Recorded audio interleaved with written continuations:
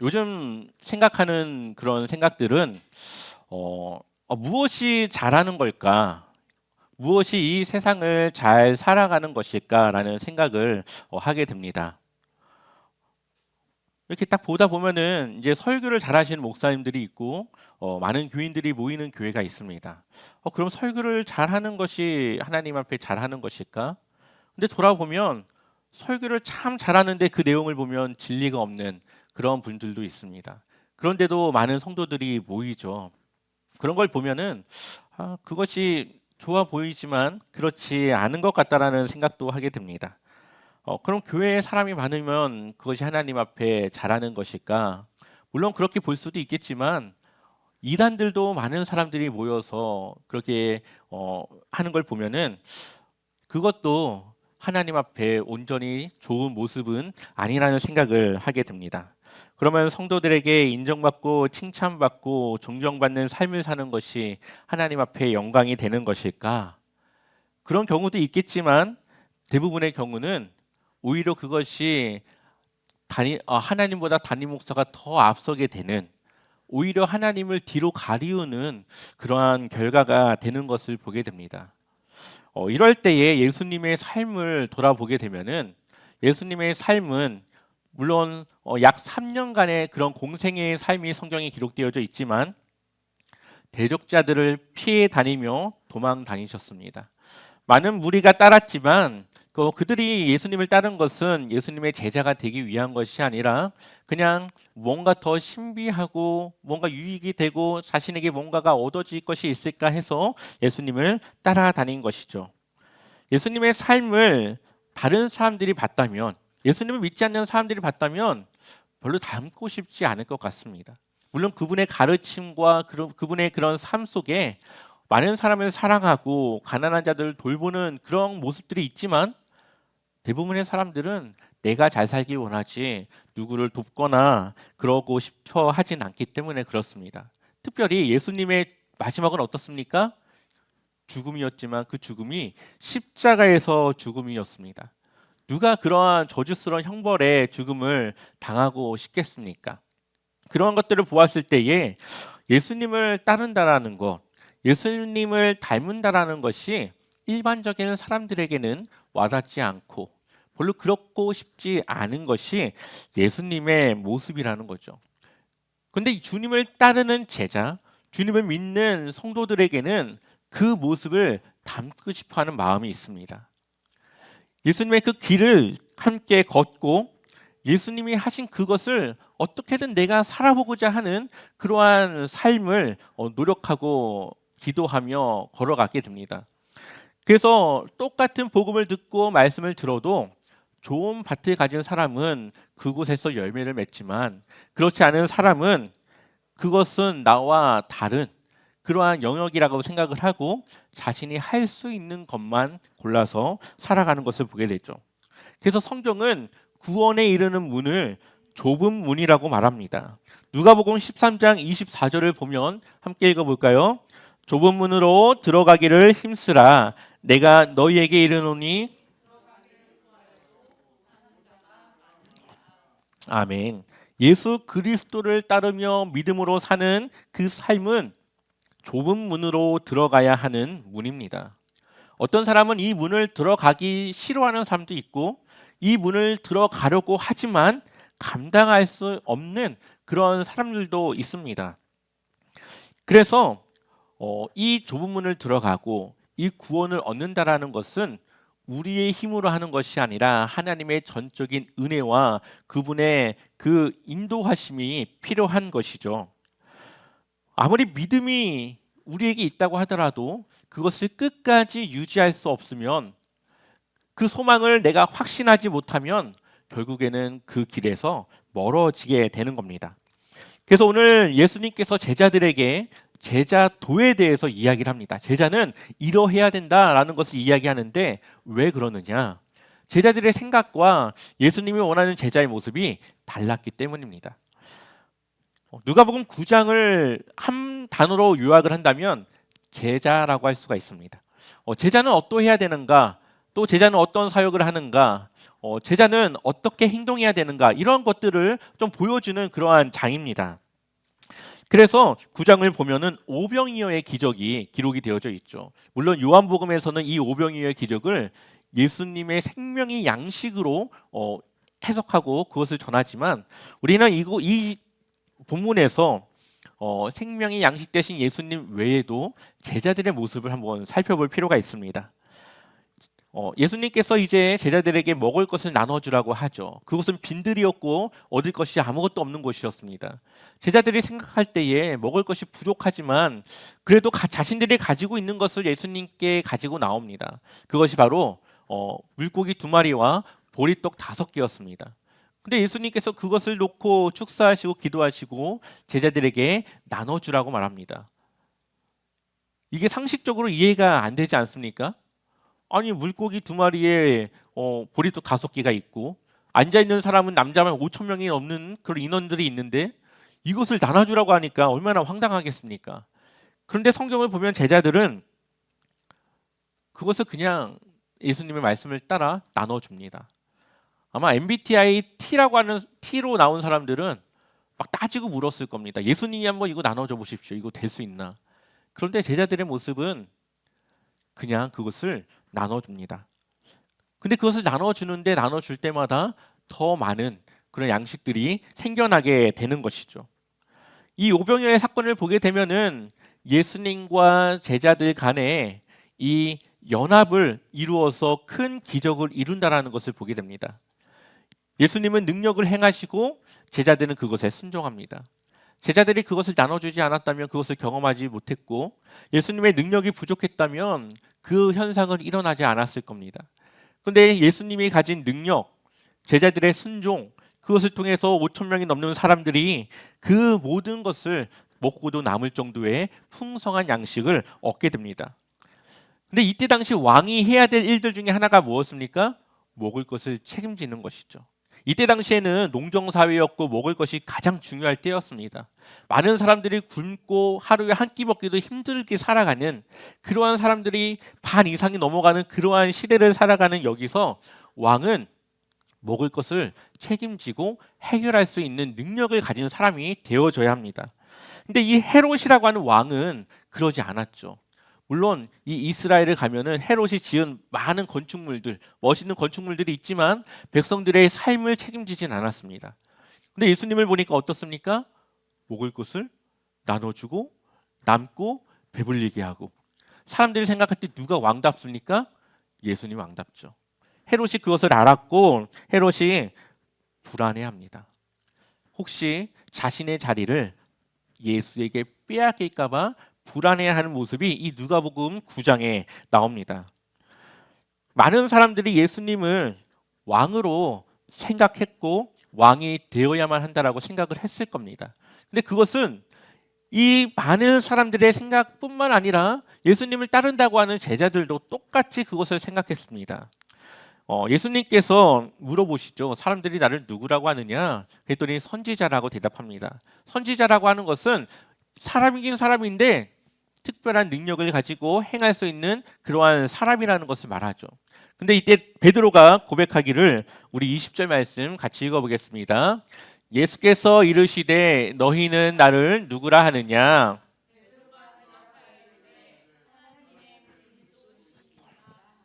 아멘.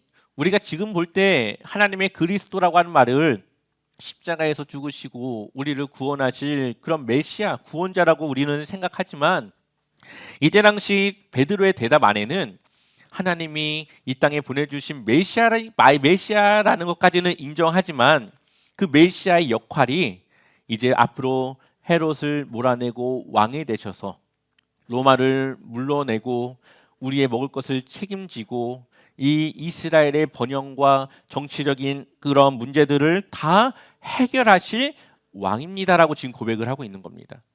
베드로의 생각은 그랬습니다. 하나님께서 우리를 구원하기 위해서 보내주신 메시아이고 정치적으로 또 민족적으로 또 여러 가지로 우리의 어려움을 해결할 수 있는 그러한 메시아로 고백하고 있는 것이죠. 그래서 이 누가복음 9장 이후에 보면은 제자들이 싸웁니다. 왜 싸울까요? 누가 더 큰지, 누가 더 예수님 그 곁에 앉을 것인지 그 자리를 놓고 싸우는 것을 보게 됩니다.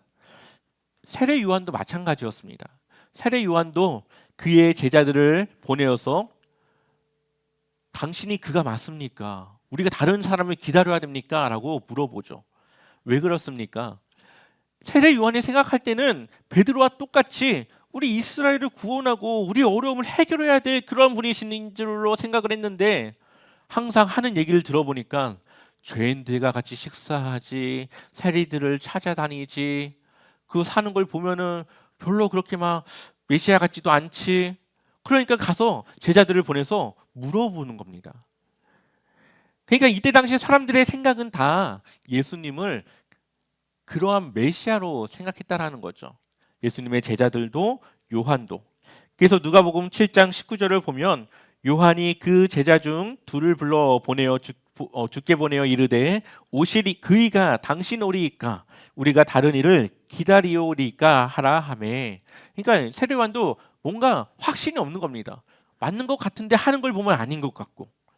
그래서 예수님께서 이 베드로의 고백 이후부터는 무엇을 말씀하시느냐?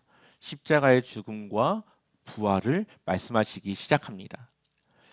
메시아로서 이 세상에 오신 건 맞지만 그들이 생각하는 그러한 왕의 메시아가 아니라 모든 사람을 섬기며 그들을 대신해서 죽을 그러한 메시아로 이 땅에 오신 것을 이야기하는 것이죠. 그래서 베드로의 고백 이후에 예수님께서 뭐라고 말씀하시느냐? 누가복음 9장 22절 같이 읽어보겠습니다. 이르시되 인자가 많은 고난을 받고 장로들과 대제사장들과 서기관들에게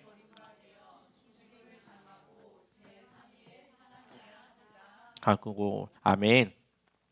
우리가 딱 봤을 때 맞아 예수님의 십자가는 이랬지라고 생각을 하지만 제자들은 예수님이 이렇게 말했지만 죽음, 고난 뭐 생각에 들어오지도 않습니다. 그냥 예수님께서 왕이 되면 나는 이제 어느 자리에 앉을까 이것만 생각하고 있는 것이죠. 그래서 세 명의 제자들을 데리고 변화산에 올라갑니다. 산에 올라가서 예수님께서 변화하신 그런 모습을 보여주는데 그때 모세와 엘리야가 예수님에게 앞으로 이제 고난을 받고 죽어야 될 때가 다가왔다라는 것을 말해줍니다. 그러나 제자들은 그 옆에서 그것을 듣지만 그것에 대해서 아무런 감흥도 그것에 대해 어떠한 생각도 하지 못하고 그냥 그 황홀한 중에 그 세계의 초막을 짓고 그곳에서 눌러 앉고 싶은 그러한 생각만 갖게 되는 것이죠. 그 이후에도 또 그러한 이야기를 하지만 제자들은 그것을 깨닫지를 못합니다. 언제 깨닫느냐? 예수님의 부활을 그들이 보았을 때. 그들이 그 부활을 보고 나서야 예수님이 얘기하셨던 것이 이것이구나 그거를 알게 됩니다. 그래서 예수님께서 제자들에게 이제 본격적으로 제자는 어떠해야 되는지를 가르쳐 주시는데 우리 9장 23절 같이 읽어보겠습니다. 또 무리에게 이르시되 아무든지 나를 따라오려거든 자기를 부인하고 날마다 제 십자가를 지고 나를 따를 것이니라. 아멘. 여기서 두 가지를 말합니다. 하나는 자기를 부인하는 것. 이제는 나는 죽고 내 안에 오직 예수 그리스도만이 사는 내가 없어지는 나는 죽는 자기 부인에 대해서 말씀하시고 두 번째는 날마다 자기 십자가를 지라고 말씀하십니다. 이때 당시 십자가라고 하는 형벌은 어떤 형벌입니까? 가장 저주스러운 형벌, 가장 힘든 형벌, 아무도 그 형벌을 받고 싶어 하지 않는 아주 수치스러운 그런 형벌입니다. 그런데 예수님께서 제자들에게 날마다 그 십자가를 지라고 하니까 그것이 이해가 되겠습니까? 말도 안 된다라고 생각을 하겠죠. 하지만 날마다 자기 십자가를 져야만 예수님을 따를 수 있다라고 말하고 있습니다. 물론 그 십자가에서의 죽음은 아니겠죠. 예수님께서 십자가를 지기까지 받으셨던 고난, 수치, 감당해야 될 여러 가지 것들을 우리가 하루의 삶 속에서 감당해내는 것, 그렇게 우리의 하루의 십자가를 지는 것을 의미하는 걸 겁니다. 근데 그렇게 해야만 우리가 예수님의 제자로서 살아갈 수 있다라고 말씀하고 있는 것이죠. 또한 또 예수님께서 말씀하시는데 9장 24절에 누구든지 제 목숨을 구원하고자 하면 잃을 것이요 누구든지 나를 위하여 제 목숨을 잃으면 구원하리라. 아멘. 목숨을 잃으려고 하면 얻고 목숨을 얻으려고 하면 구원받지 못한다라고 말하고 있죠. 이게 논리적으로 이해가 안 되는 내용입니다. 어떻게 내가 살고자 해야 살지, 살고자 하면 어떻게 죽을 수가 있지? 그런데 예수님께서 그것을 보여주시기 위해서 십자가의 죽음과 부활을 보여주십니다. 그래서 십자가에서 죽음은 부활의 영광을 줄 수 있다는 것을 제자들에게 보여주게 되는 것이죠. 그리고 예수님은 제자가 되기 위해서는 그 십자가를 지고 나를 따라와라. 그래서 너희가 선택해라. 너희의 그 삶을 살아갈 것인지, 십자가를 질 것인지. 그리고 너희의 삶을 살아가는 것과 십자가를 지는 것과 두 개를 비교해서 무엇이 더 너희에게 유익이 되는지를 너희가 선택해라. 계산해 봐라 라고 이야기를 하는 겁니다.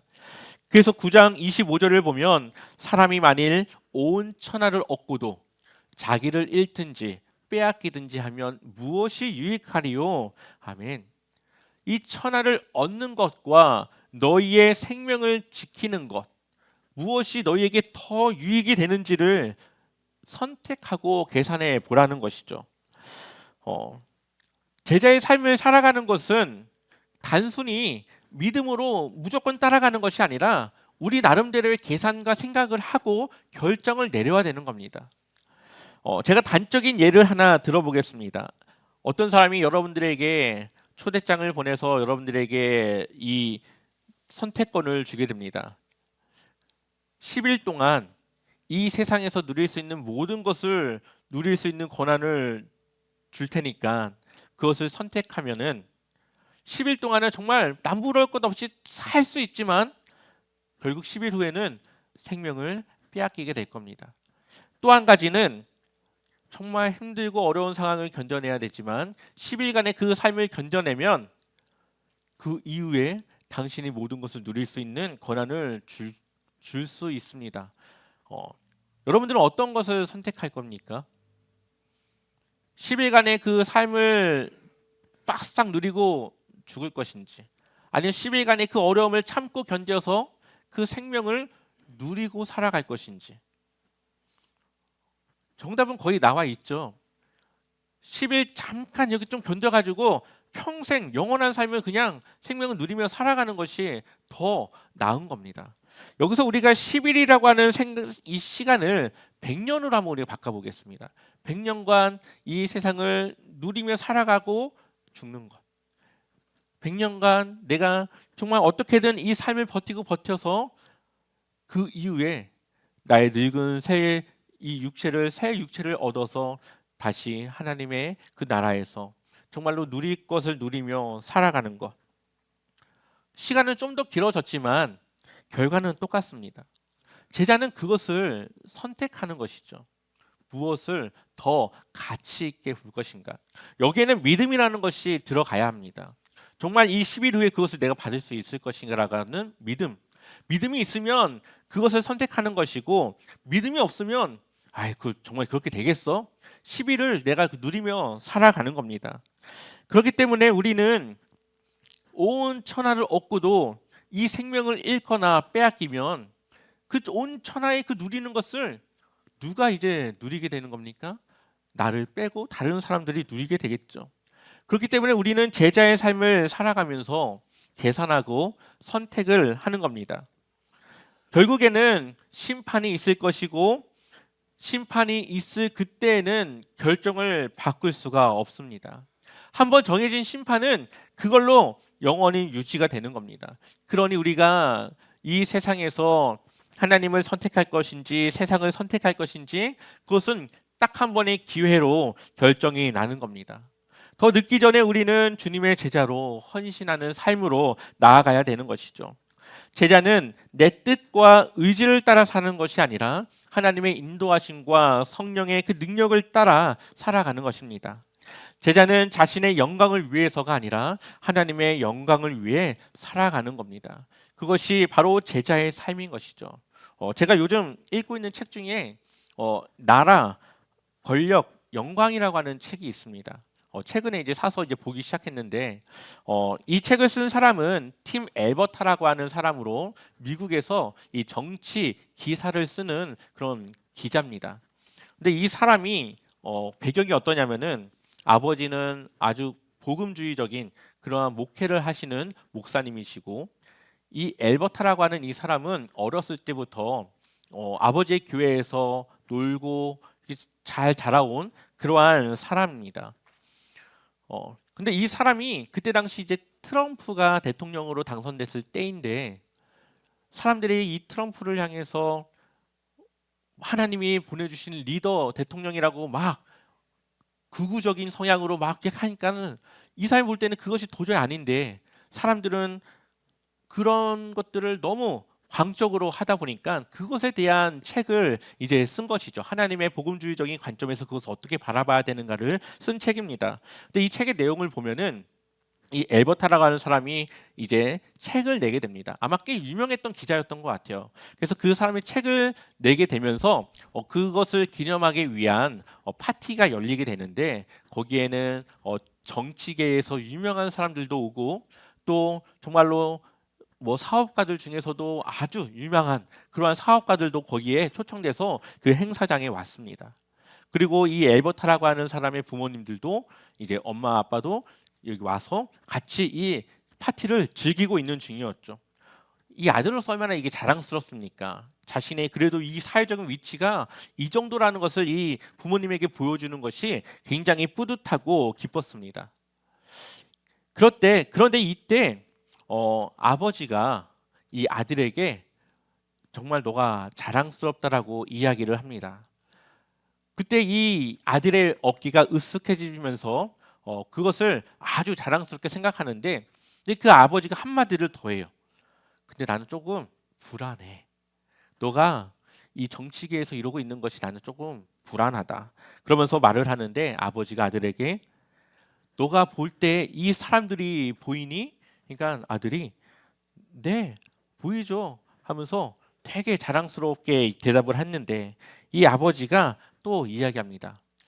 이 중에 많은 사람들 중에 며칠 뒤면 너 기억할 사람 몇 명 없어. 이 아들이 듣고 기분이 너무 나빴어요. 왜 그러냐? 그 아버지의 말이 틀리지 않았다라는 것을 그가 알았기 때문입니다. 자신은 며칠간의 그 영광을 누리기 위해서 그것에 으쓱해서 순간 자신의 그 마음을 우쭐하게 했던 자신을 돌아보게 됩니다. 그러면서 이 아버지가 하는 말이, 기억해라. 이 땅에서 얻는 영광은 하나같이 덧없는 것이다. 그러니까 이 세상에서 자랑스럽고 칭송받고 존경받는 그것은 며칠짜리 영광밖에 되지 않는다라는 것을 말하는 것이죠. 그리고 이 아들이 그 아버지의 말을 듣고 그 마음이 이제 흔들리기 시작합니다. 유명 연예인들의 이야기를 우리가 듣게 되죠. 때로는 이 사망의 소식을 듣기도 하고, 때로는 잘못된 소식을 듣기도 합니다. 사망 소식을 듣고 나면 그때는 좀 안타까운 마음도 있고, 아, 왜 그랬을까라는 생각도 있지만, 일주일 후면 기억이 없어집니다. 그런 사람이 있었나? 나중에 1년 뒤에 그 일주기가 됐다라는 얘기를 들어야, 아, 맞다, 그랬었지. 아무리 유명한 연예인도 그 영광이 며칠 가지 못합니다. 그런데 하나님이 주시는 영광, 하나님 앞에 우리가 돌리는 그 영광은 영원하다라는 것을 바울은 우리에게 이야기하고 있죠. 데살로니가전서 2장 4절 말씀 한번 읽어볼까요? 오직 하나님께 옳게 여기심을 입어 복음을 위탁받았으니 우리가 이와 같이 말함을 사람을 기쁘게 하려 함이 아니요 오직 우리 마음을 감찰하시는 하나님을 기쁘시게 하려 함이라. 아멘. 바울의 그 관점은 사람에게 있지 않고 하나님을 기쁘시게 하는 것에 있었습니다. 그리고 데살로니가전서 2장 19절을 한번 읽어볼까요? 우리의 소망이나 기쁨이나 자랑의 면류관이 무엇이냐? 그가 강림하실 때 우리 주 예수 앞에 너희가 아니냐? 아멘. 데살로니가 교인들이 복음을 듣고 구원받은 것, 그 일에 바울이 함께 협력하여 그 일을 이룬 것, 그것이 바로 자신의 영광이라는 것이죠. 그러면서 데살로니가전서 2장 20절에 너희는 우리의 영광이요 기쁨이니라. 아멘. 바울의 그 관점, 바울이 원하는 그 영광은 세상에 있는 것이 아니라 하나님께 있었습니다. 바울이 세상의 영광을 누리려고 했으면 얼마든지 누렸을 테지만 그는 그것이 아니라 하나님께 그 영광을 두고 하나님을 위해 살아가고 하나님의 기쁨이 되는 것을 희망했습니다. 그래서 세상의 기준이 아니라 하나님의 말씀과 뜻을 따라 살았습니다. 초대교회 당시 그 제자들과 성도들이 주님이 가르쳐 주신 기도를 드리죠. 뭐 하늘에 계신 우리 아버지 하면서 쭉 드립니다. 그리고 마지막에 뭐라고 마치는지 아십니까? 나라와 권세와 영광이 영원히 아버지께 있습니다. 아멘. 이 문구는 예수님이 가르쳐 주신 문구가 아닙니다. 아마 마태복음을 보면 여기에는 괄호가 쳐져 있는데 이 괄호의 의미는 나중에 첨부되었다라고 하는 의미를 가지고 있어요. 그러니까 다만 악에서 구하옵소서, 여기까지는 예수님이 가르쳐줬지만 그 이후에 나라와 권세와 영광이 영원히 아버지께 있습니다. 이것은 그들이 자신들의 그 다짐과 믿음의 고백을 들어서 덧붙인 겁니다.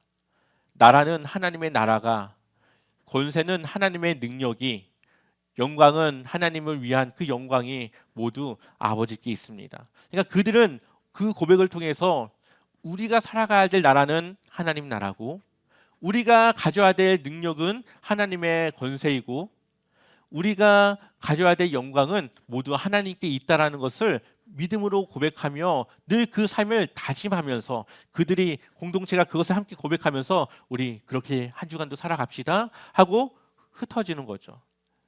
저는 우리의 그 삶 속에 그러한 마음이 있었으면 좋겠습니다. 그래서 우리가 정말 하나님의 기쁨이 무엇일까? 영광이 무엇일까? 내가 어떻게 해야 하나님을 위한 그런 발걸음을 살아갈 수 있을까? 정말 내가 주님의 제자가 되고자 하고 되자라고 말하는데 나는 어떻게 해야 그 길을 걸어갈 수 있을까? 그것을 늘 고민하면서 정말로 우리의 믿음으로 고백하면서 예수님이 가신 그 길을 우리도 함께 따라가며 하나님의 귀한 은혜의 삶으로 나아가시기를 축원합니다.